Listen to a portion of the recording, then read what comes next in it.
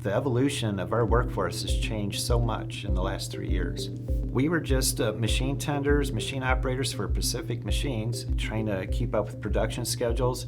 We didn't have a lot of time for cross-training. What I've noticed over the last 3 years, bringing in augmented reality, the introduction of the cobots, then the introduction of the ASRS, we're able to get our machines running, get our quality sign-offs, then we're able to go into another area while our machines are being automatically loaded with the cobots and cross-train in other areas.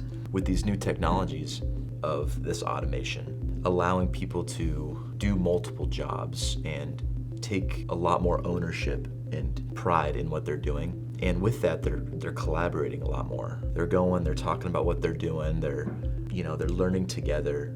We've been to job fairs. People walk by, they'll see a manufacturing company and they'll just immediately dismiss it because of the stigma that manufacturing's had, where it's very dirty, direct labor. All of that has changed.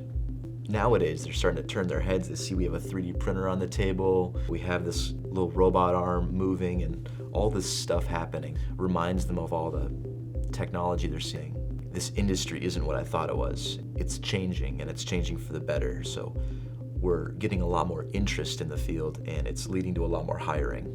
You throw a cobot and ASRS in that area, now all of a sudden they're running 3-4 machines at once, and they're a manager of this automation.